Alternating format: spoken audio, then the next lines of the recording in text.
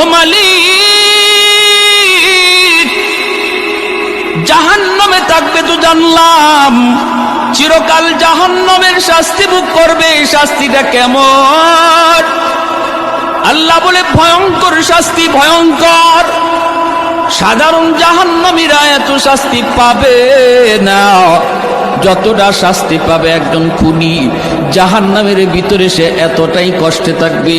জাহান্নামের আযাবেরও ধরন আছে রে ভাই, সবার আযাবের ধরন কিন্তু একরকম নয়।